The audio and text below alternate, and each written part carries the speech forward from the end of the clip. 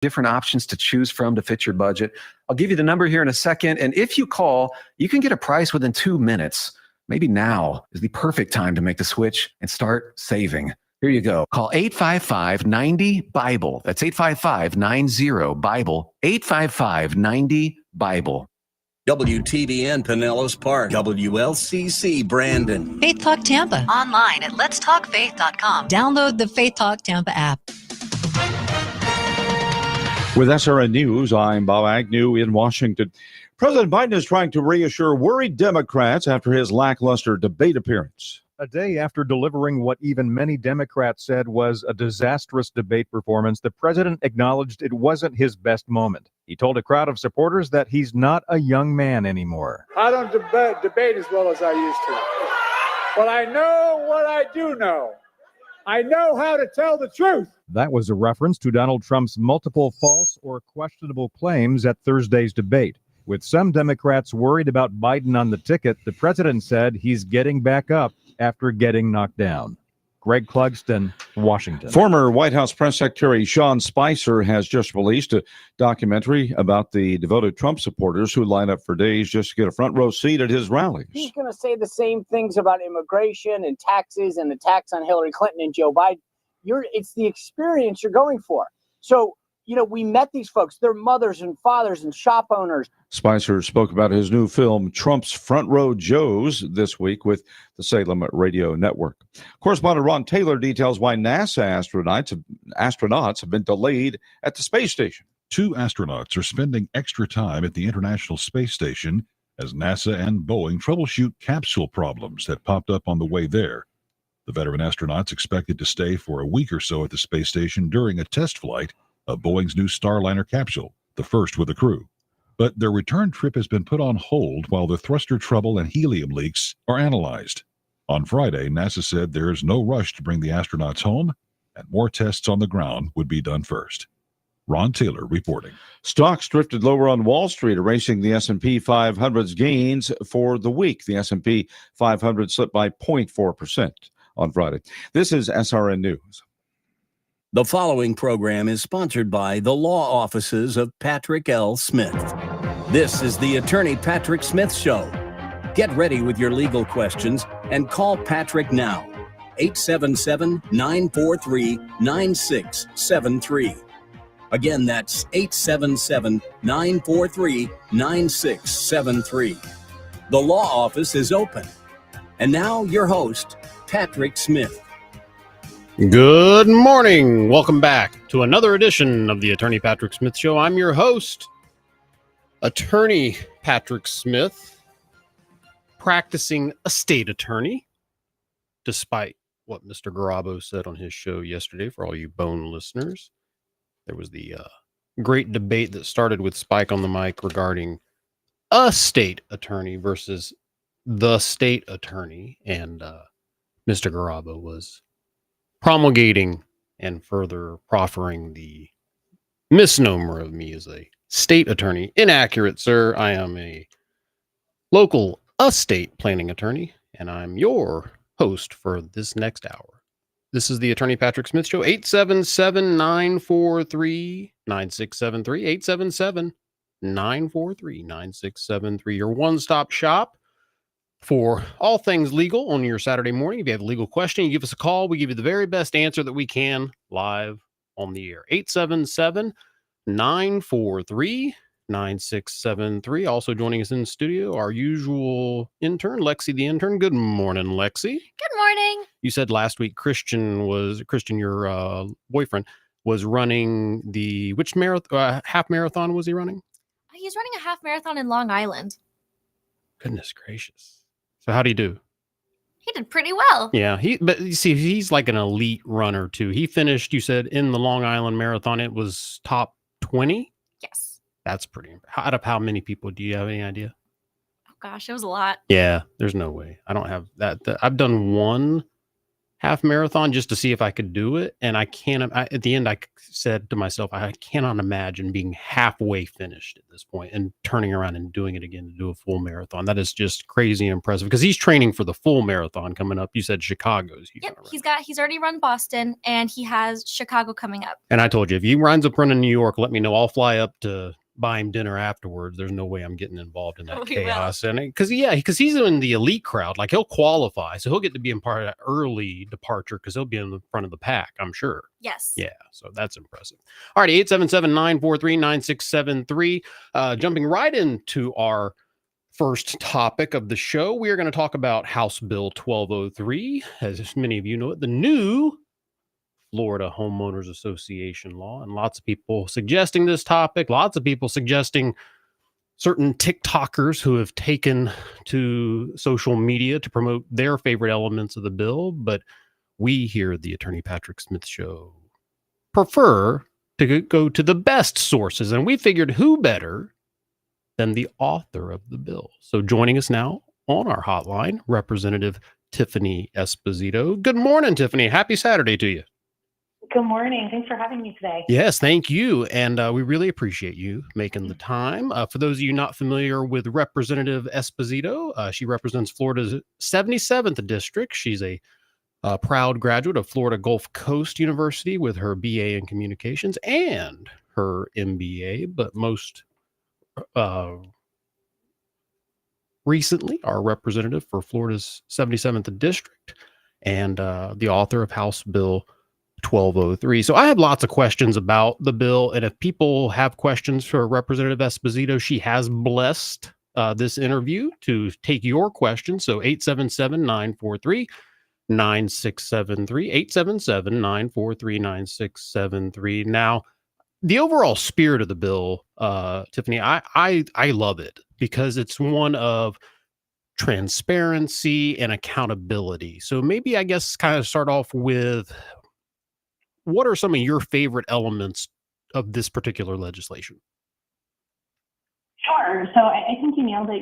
It's really about transparency and accountability. And when I was working on this bill, I really compared it a lot to government, to be honest.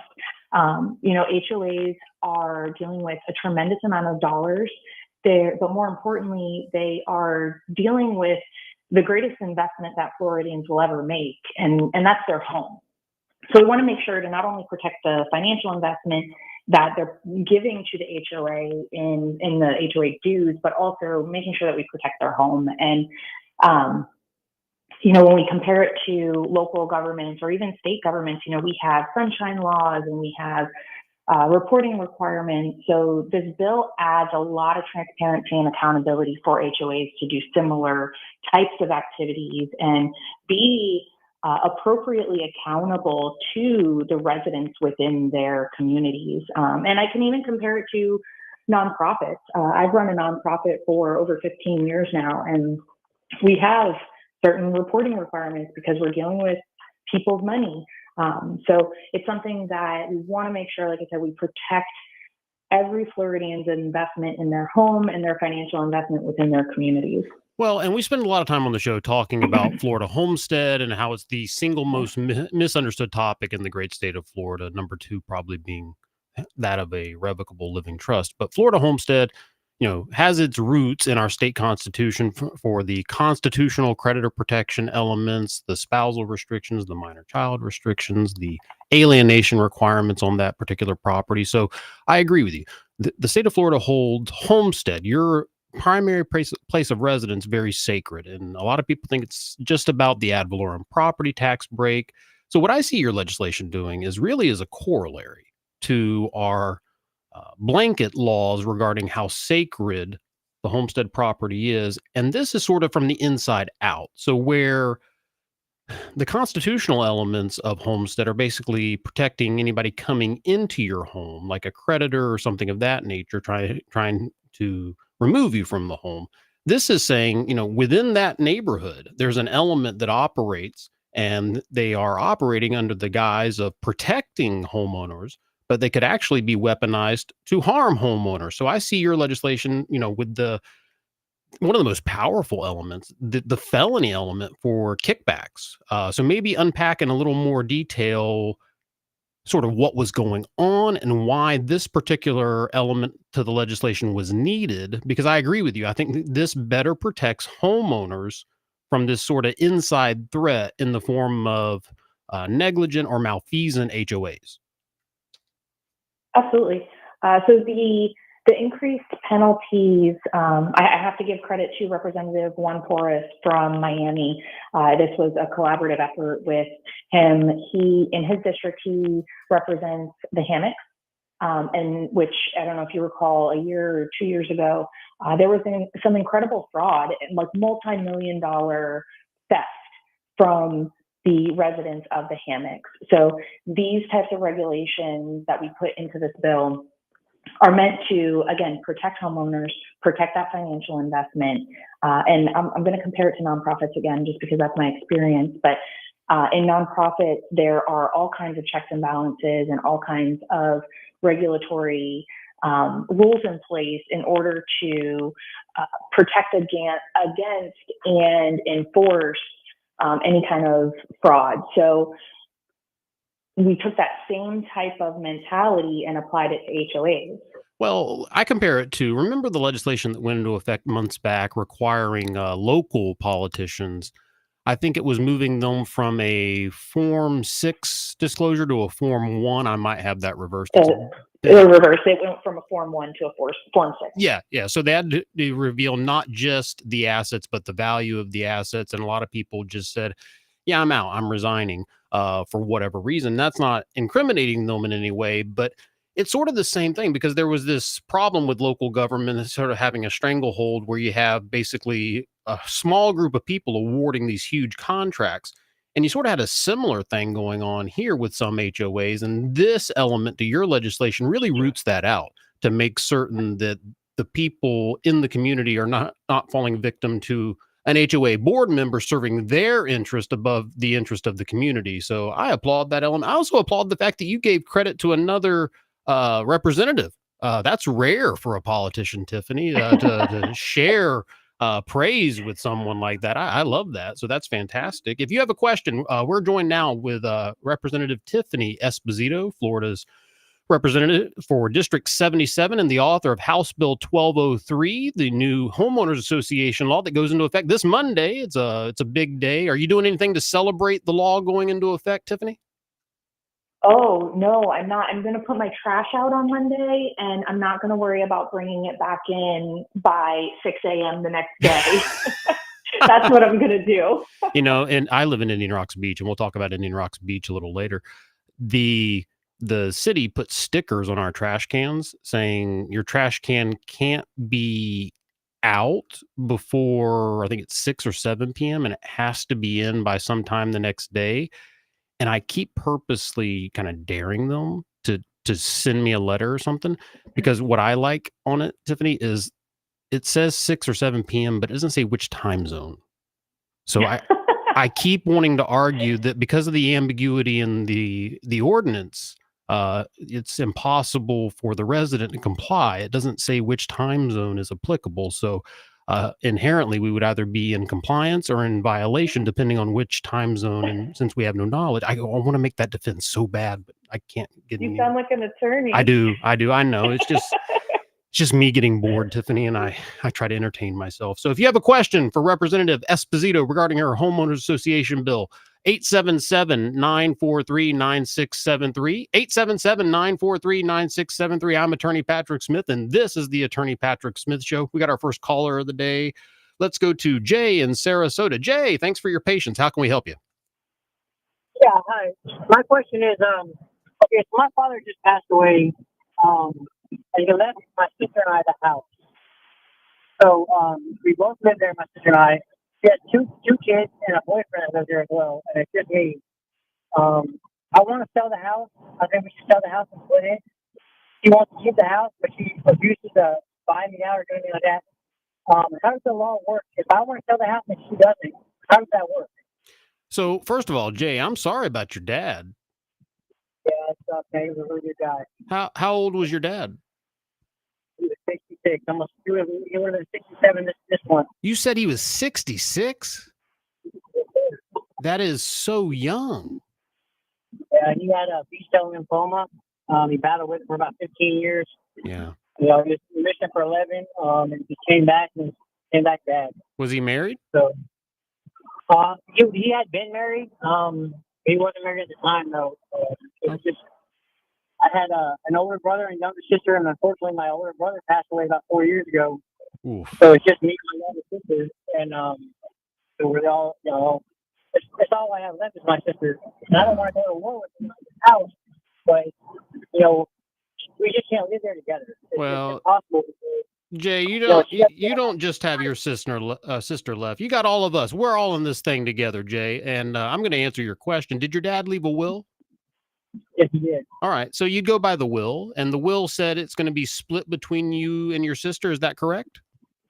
Well, the will says split 3 ways because I have an older brother, but like I said, he passed away. The will was made before my brother passed away. All right. What did the will say to do with your brother's share? It's often the will has a contingent there to say it goes to your brother's kids or back to you and your other sister.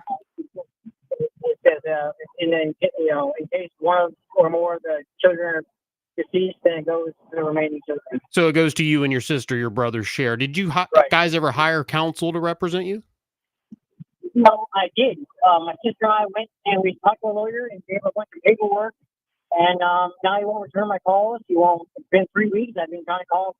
I'm not going to say his name on the air. No, don't do that. We don't need that kind of attention. So did you did not hire the attorney, correct? We went and did the consultation, and he said he was going to represent it. Okay. Well, if that's the case, just, reach back out. And the short answer is if the will left it to you, and again, confirm with your attorney, but I don't think I'm stepping on any toes by telling you this. If you and sister own the house and that's the result of the probate administration and you guys can't agree on what to do with it as the co-owners and you want to sell, she doesn't want to sell, she can't buy you out. Ultimately, the solution is what we call a partition action. And that's where the sale of the home gets forced. And you want to try to avoid that, Jay, because the only winners in a partition action are the attorneys. And I would just reach back out to your attorney. Did you sign a fee agreement with them or a letter of representation or anything, an engagement letter, anything like that? My sister and I both signed. Okay, then just reach back out to that attorney's office, and if you're not getting the response you want, maybe tell them that. Worst case scenario, send them a certified letter saying, "Hey, can we get better responsiveness, or what's the preferred way to communicate with your office?" Because if I agree with you, 3 weeks for a response is a little delayed. Especially you're talking to a guy who prides himself in returning calls promptly. So, that's a little abnormal. So hopefully the attorney's okay. I'd be a little worried if my attorney hadn't called me back in 3 weeks. Right. Yeah, I do have time. Okay, so while we're on the subject, do you have time for one more quick question? Yeah, sure. Go. So my father also, he had several vehicles and motorcycles and boats and stuff, and he left them, to my sister and myself. And one of the trucks that he had, we still owe a couple $1,000 on it, and I want to pay it off. And I've been reaching out to the company that he got the loan through, and I've been getting a runaround. They basically said I have to surrender the vehicle and then have to re-buy the vehicle. But I want to pay off. Can I just pay off what he owed on it? Yeah, that one's going to answer that one, I would be stepping on the toes of your counsel. So I don't want to answer that one. I would just say ask that question of your attorney when you do finally connect with them, Jay, and I defer to whatever your counsel says, okay? I really appreciate it. Thank you so much. Thank you. Hey, Jay, by the way, is your home in a homeowners association? No, sir. All right. You sound relieved. Do you not like homeowners associations? No, we would rather not have a homeowners association. Did you have a bad experience with a homeowners association? Like Lexi, the intern? I just know of people that live in housing association, development, and they just get to run around. They're told, when to cut the grass and what color to paint their house, and when they can put their fence up, and it just seems like homeowners associations, your hands are tied with a lot of things. Yeah. Well, Jay, I appreciate you calling in, and sorry again about your dad. I'll say a prayer for you and the rest of the family, and good luck with your attorney, and hopefully that all gets resolved. Okay, Jay? Thank you so much. God bless you, Jay. Alrighty, 877-943-9673. I tried to bring it back to HOAs, Tiffany, and I tried really hard. But you see, I mean, there's this stigma that comes with HOAs. I mean, it's inherent. It's like when you say the IRS. There are just certain three letters you can utter, and people are instantly repulsed by it. And I think that your legislation goes a long way to clean that up, so that people begin to think, all right, my HOA is not here to harass and sort of be the neighborhood police. They're here to help. They're supposed to be a resource that I turn to help my living in the neighborhood be more beautiful of an experience. And I think that, one of the elements to the bill that sort of speaks to that is the notice requirements for publishing the notice and the agenda for any meeting at least 14 days in advance. I mean, you see one of the big criticisms of HOAs is no notice was given, or it's last minute notice, or it's notice like at an obscure time via email. So I applaud the fact that this particular piece of legislation goes a long way to say, hey, we want to make sure you have plenty of time to arrange your schedule for a meeting, so that the meeting is not just scheduled at the convenience of the board. So maybe talk a little bit about what was going on that required that particular element to the legislation. Sure. So I live in an HOA, and I've lived in 2 different HOAs now, and I lived in a single family home without an HOA prior to that. And there's certainly a lot of benefits to an HOA, and I chose to live in an HOA for a lot of reasons. But, one of my biggest complaints, and one of the reasons this bill exists, is that you move in and then they start to change the rules on you. So the transparency piece of meeting notices and being able to access information. So many times you can request information, and they've been denying homeowners a list of account details or a list of levied fines. And that's just unacceptable. If they are going to fine you, or they're going to require something of a homeowner, you as a dues paying member of the HOA should have access to that information. And I think one of the other things that we really took into consideration when we were drafting this was, and this is personal experience for me, I have maybe 100 units in my HOA. I don't live in a large neighborhood. And so many times they will mail me a notice, and it will take 7 days for the notice to get to me. And then within that time period, they're also levying fines or putting a time frame on something where you don't even get to the notice before the time frame expires. So a lot of the pieces of this legislation have provided some guardrails for that type of activity. And it's frustrating to me because, like I said, I live in a small neighborhood. Like, you could literally just come knock on my door and have a conversation. But instead, we're doing this like USPS situation of mailed notices that is causing a problem. And a lot of it is because HOAs don't seem to have the wherewithal to keep an updated database of email addresses and mailing addresses and things like that. So this bill sort of rectifies a lot of that data keeping requirement. Well, and a follow-up to that is the element of the bill that requires the records to be kept for 7 years. What was the number of years prior to this legislation? Oh, that's a great question. So I don't recall what the prior retention was, but for general tax purposes, you need to keep records for 7 years. Yeah. So you're trying to keep everything in there. And so I feel like it was 7 years before, and I felt like this particular element was changing the fact that it had a broader application.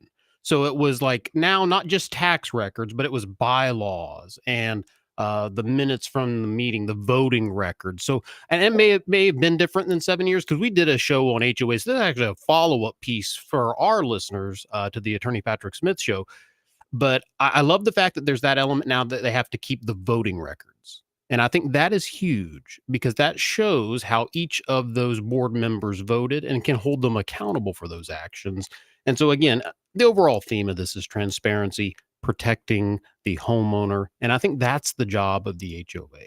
And it's sort of kind of that corollary to unions. Unions are to protect the workers, but now a lot of them, not all unions, of course, but a lot of them have begun this to protect the union first above the worker. And I think that's sort of what your bill is battling against in HOAs, to make sure that the HOA is protecting the homeowner. Joining us on the line is Representative Tiffany Esposito, the author of House Bill 1203, or the new Florida Homeowners Association Act, and it will go into effect on Monday, July 1st. She's kind enough to join us on the line. So if you have a question for Representative Esposito, you can call us now, 877-943-9673, 877-943-9673. All right, you got time for another call, Tiffany? Absolutely. All right, so let's go to Patricia from Lakewood Ranch. Is this the Patricia from Lakewood Ranch? Yes, yes, it is, Patrick. How have you been, my dear? I have been fine. Thank you for asking. Do you want to know how many times a day I get asked at the office, how is Patricia from Lakewood Ranch doing? Do you want to guess? But I don't know how many people there are in your office. No, I'm talking about the clients who come through. Oh, the clients. So literally, I think it was yesterday, every appointment I had in the office was a listener of the show. Oh, that does my heart. And well, and more of them than not ask, how's Patricia from Lake? You have such a fan base. But what I love about this story more than anything is you are completely oblivious. So when you go to church or when you go grocery shopping or you're just out and about around town, you have no idea. You're surrounded by fans who love Patricia from Lakewood Ranch, and they're surrounding you. They just have no idea. We need to print up T-shirts. Joe, will you make this a project? Patricia from I am that Patricia from Lakewood Ranch. We need to get her a T-shirt. That's going to be on me, Patricia. And so you can wear that around town, because I'm telling you, you are going to get stopped. You have to add an extra hour to your day to get your errands run once you have this T-shirt on, Patricia. But yeah, people ask me all the time how you're doing, but I'm hijacking your time to ask your question because you have a question about an HOA, and we've got Representative Tiffany Esposito, just the person we want to answer it, on the line. So go ahead, Patricia. well, I guess goes to maybe to the accountability of the board of directors. I don't know if you go into that angle or not. We had touched on it briefly, but I'll let Tiffany talk a little bit more about the goal of the legislation holding the directors accountable. Maybe Tiffany, talk about the course requirements, the 4-hour course versus the 8-hour course, and some of the ways that holds them accountable, or any other ways you want to answer Patricia from Lakewood Ranch's question. Absolutely. Hi, Patricia. Thanks for joining us today. Yes, I mean, I was on a board in Florida at one time, and I did take, and it was the 4-hour class, which I found very, very informative, not knowing anything about being on a board prior to that. But I'm not on that board anymore, and we don't get much accountability as to what's being done, when it's being done. We don't have any meetings that the public is invited to other than the annual meeting. Is that acceptable, or should the meetings be more open to the general population? Tiffany, go ahead. Thank you. So meetings don't have to be open to the general population. They do have to be open to members, paying members of the HOA, so your residents. And this bill, it sets standards for education and increases education standards for community association managers. So those paid CAMs that are running a lot of these large HOAs, as well as for board members. And that's all managed by the DBPR, the Department of Business and Professional Regulation at the state. Patricia, did that answer your question, my dear? I guess, my main question is, how often should a meeting be open to the general public? The residents of the association. I think the point of Tiffany's legislation is not the frequency of the meetings, but it's the notice requirements for the meetings. That has to be at least 14 days. Tiffany, I didn't see anything in the legislation regarding the number of meetings per year or per 6 months. Is there some sort of element to that? We did not make any changes. Yeah, I don't think there's any particular requirement. I think the HOAs can set their requirements for that within their own bylaws, Patricia. Okay. I guess another question would be, if you have a problem you want to bring up, can you ask to go to a board meeting that the board is having, just the board? Well, you can always ask. Yeah. Okay. I mean, they can say no, but you can ask. Yeah. Yeah. One other question. Should board members ever be paid? I think that would be up to each individual HOA to decide. But Tiffany, I don't know of any legislation that addresses a prohibition on them getting paid, as long as it was passed in the ordinary circumstances and pursuant to the bylaws. I think that would be permissible, wouldn't it? Correct. That's not currently in statute. There's no restriction, but there is in this bill. We do address HOA board members taking kickbacks. Yeah. Which would be a criminal offense. And a felony now, thanks to this legislation, justifiably so. So, yeah, as long as it's legitimate payment and disclosed and transparent and approved pursuant to the bylaws, I think that'd be fine, Patricia. But, yeah, there's also no requirement that they be paid. I think it can be a straight voluntary position. Yeah, because I was under the impression it was a totally voluntary I think most of them are, Patricia, to be honest with you. So, Patricia, anything else? No. All right. Thank you very How's the shower doing, by the way? Well, it's running. I had to ask, otherwise I'd have gotten angry emails. You didn't ask her about the shower. All right, Patricia, we're going to let you go because I got one more call for Representative Esposito before we have to let her go, okay? You're a treasure, my dear, okay? We're going to get you that T-shirt, okay? Thank you so much. God bless you. Bless you all. All right, thank you, my dear. 877-943-9673. And Tiffany, I know you got limited time with us, so we're going to jump to Mike from Palmetto, who has a question for you, and then we'll say our goodbyes to you. Mike, go ahead. Morning, Pat.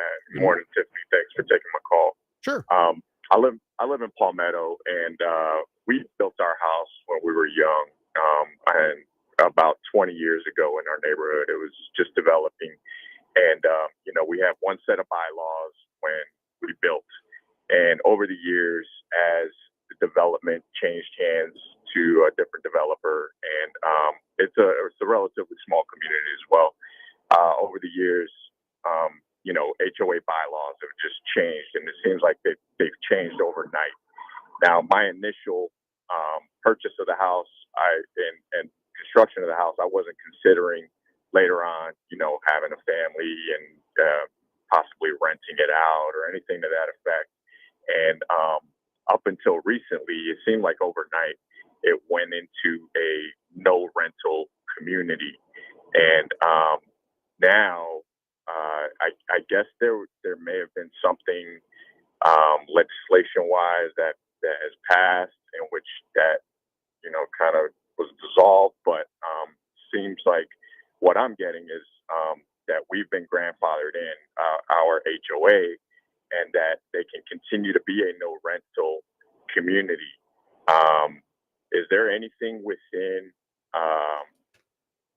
any elements that pertain to that? I haven't seen it, and this is news that I'm just getting, and I do appreciate the coming on and talking about it. Sure, Mike. Thank you for the question, Tiffany. Thanks, Mike, for calling in. So this bill does not address rentals specifically. What I will say, so the legislative process is a collaborative one, and the version that you start the bill with is not always the version that it ends with. So I have had a similar experience, and the way that the bill started was requiring a 2/3 supermajority vote for any changes to the bylaws or the rules. Unfortunately, that didn't make it to the final end piece, but I will tell you that we still have more work to do, and we'll continue to work on HOA legislation as we move forward. Well, that couldn't have been a better question to end your segment on, because boy, does that segue to my next segment. Guess what I'm going to talk about next once we hang up with you, Tiffany? Oh, what? I'm going to talk about a certain bill that didn't have such great luck in becoming law this year. So we'll talk about, but it deals with rentals. So you could probably guess vacation rentals. You got it. So we'll talk about that next, but we don't need to take up your time for that. So again, this is Representative Tiffany Esposito, our state representative for Florida's District 77. You mentioned at the top, Tiffany, you're not-for-profit. I want to give you time to promote that if people are interested. Tell people a little bit about that, and then we'll let you go. Oh, thank you. I appreciate that. So I have spent 15 years running a regional chamber of commerce called Southwest Florida Inc. So It's what I like to call my day job in addition to serving as a state representative. I've been very fortunate to be able to work within Lee, Collier, and Charlotte counties and supporting the business community. Well, So yeah, go ahead. we appreciate you making the time. I know you don't do a lot of these interviews, so I really appreciate you trusting us with interviewing you regarding your legislation. Again, congratulations. It's a terrific piece of legislation that I think is going to help a lot of homeowners.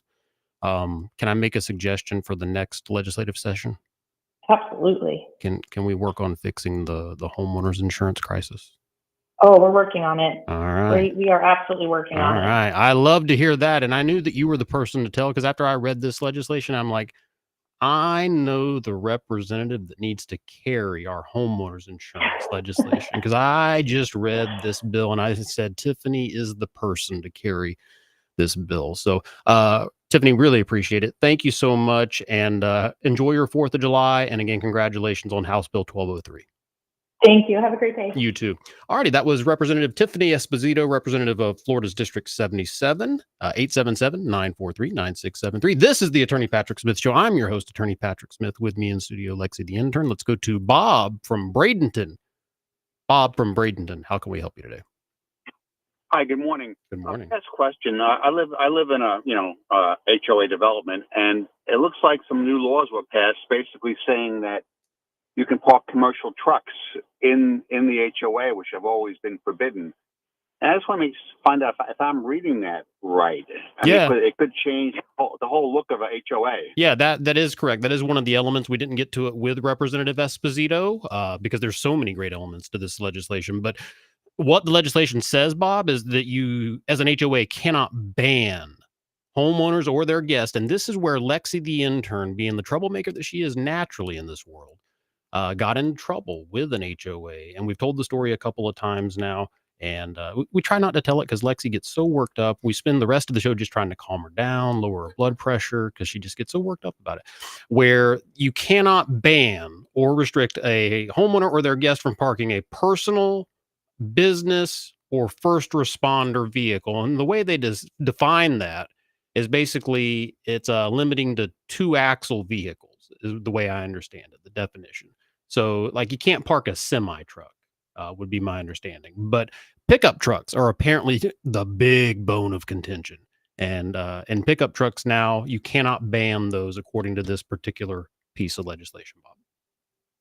So what do you think is the thought process behind that? Because the reason people go into HOAs is, to live in an attractive community, and quite frankly, I think it changes the whole dynamics. What do you think the reasoning was on their side? Well, I think you're just trying to make a home a home. If I'm a plumber and I drive a work truck home, I should be able to park my work truck in my driveway. And does that make the neighborhood any less beautiful? I don't think so. And I think it's completely acceptable to have someone who's a law enforcement officer. Indeed, if I have a neighbor who's law enforcement, park that sucker in your driveway all day long. In fact, I might even pay for part of your HOA fees just to get that benefit. I mean, that's a wonderful benefit. So I think it's just saying, hey, we're going to help homeowners feel welcome in their own community.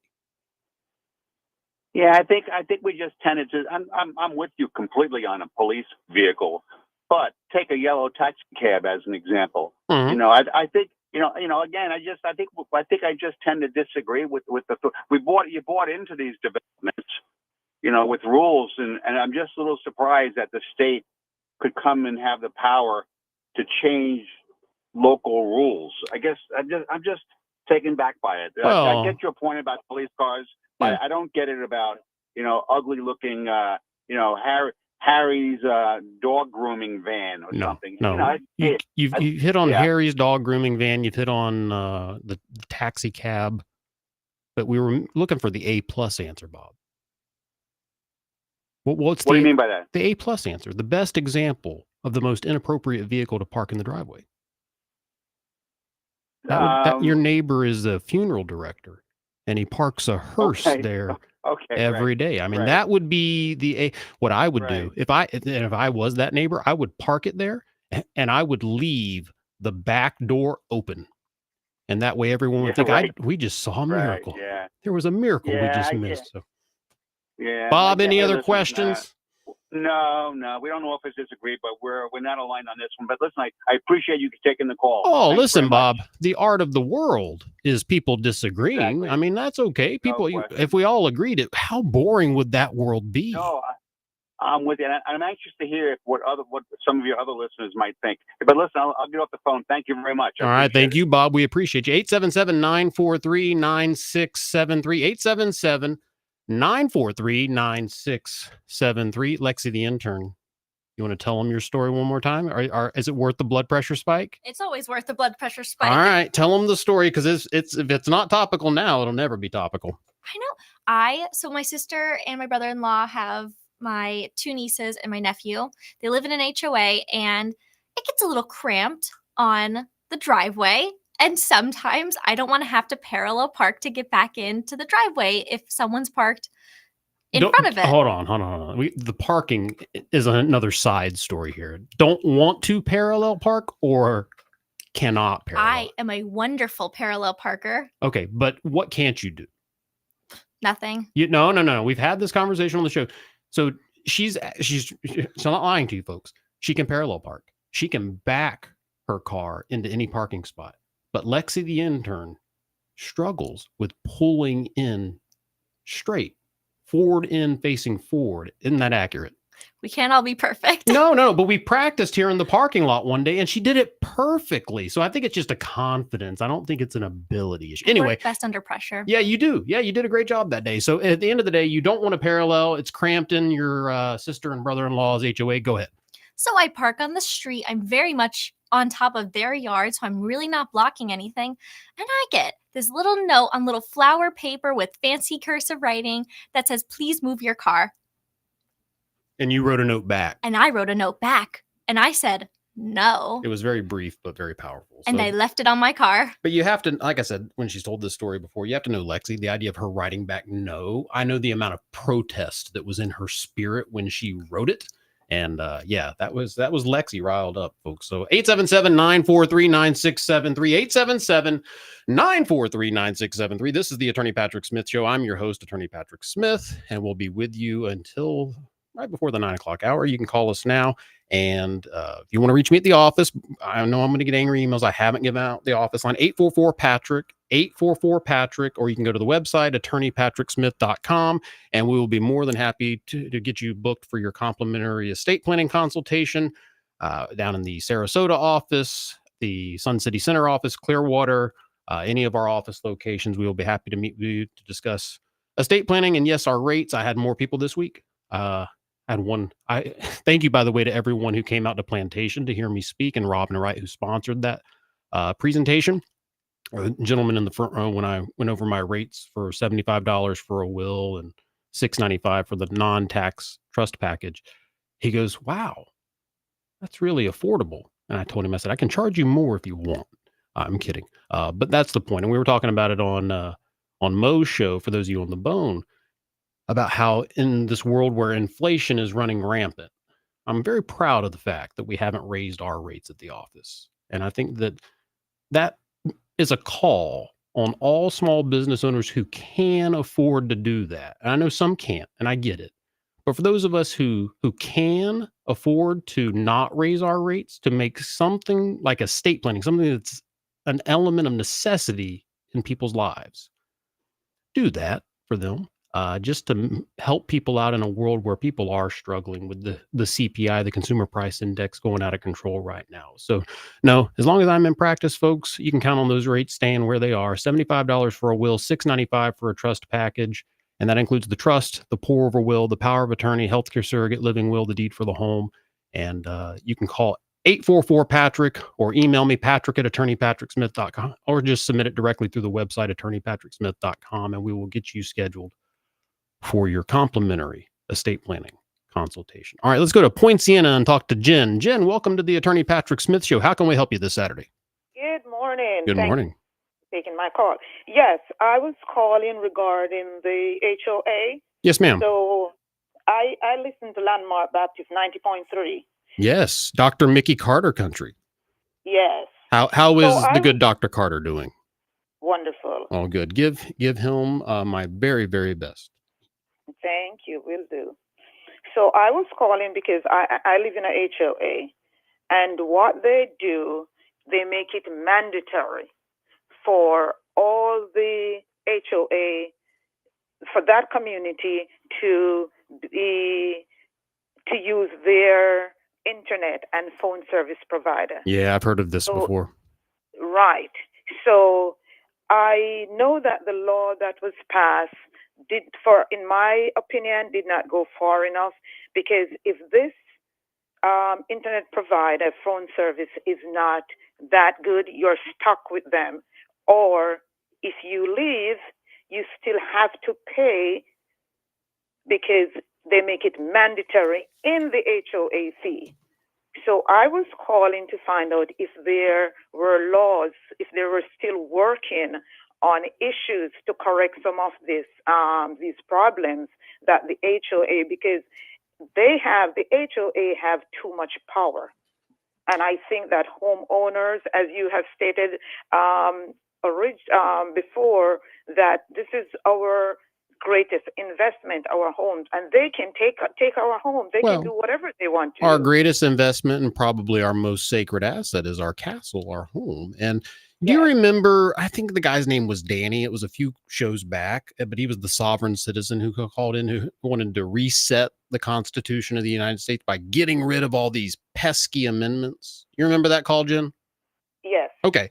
So if you remember, I got Danny, I'm going to say his name was, to agree that we don't need to get rid of all of them necessarily at the same time, but we'll get rid of 14 and 4. And I told him, I said, look, Danny, not everyone listening is a constitutional law scholar. So let me unpack for everyone. 14 is equal protection.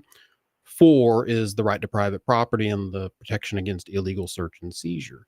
And I say that to say this. I went on to tell Danny that was the reason why I was out of his plan of resetting, because I think these things are important. But the Constitution, the principle behind it, was ripping power from a crown.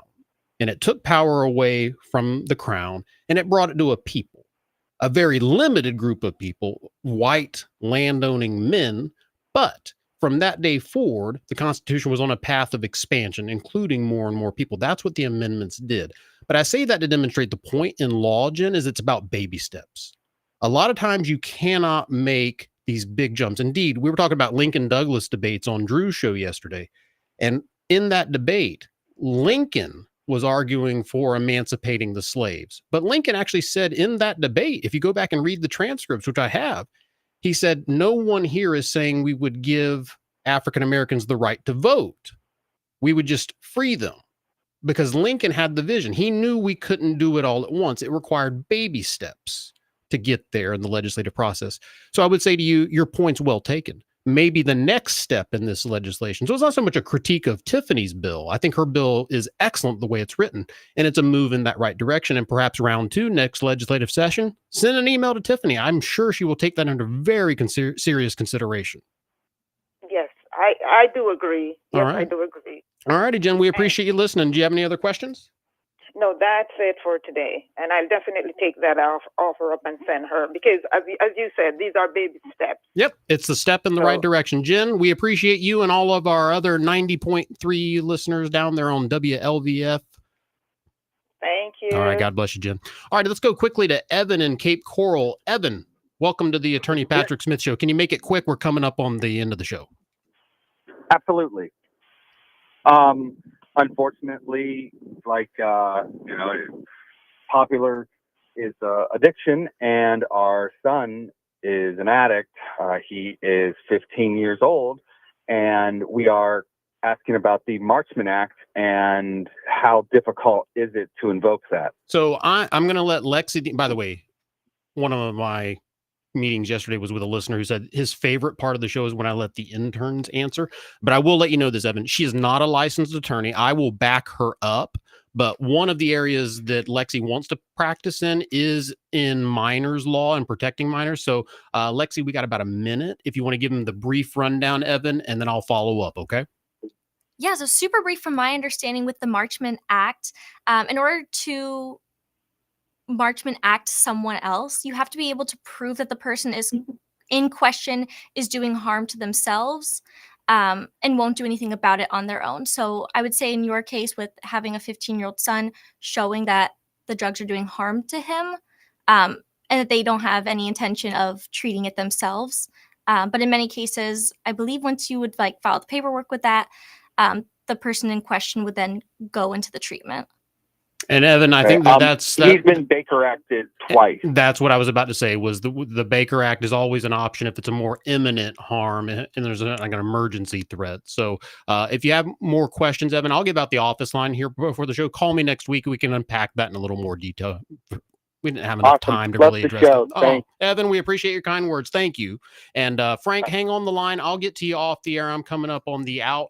By the way, for those of you listening on Faith Talk 860, I will be doing a special fill-in cover for our very own Bill Bunkley on Friday, 3 to 6. So you'll get to hear me. And we appreciate that invitation from all the folks here at Salem and Mr. Bunkley to cover for him. So we had so much more we were going to get to today. We were going to cover the vetoing of the short-term rental bill. Maybe we can get to that next week. Lexi, the intern, thank you so much for being here as always. Great job today. Thank you. All righty. If you have a question, write this number down for next week, 877-943-9673 to reach me at the office during the week, 844-PATRICK, 844-PATRICK, or email me, patrick@attorneypatricksmith.com. God bless, stay safe, and go Gators.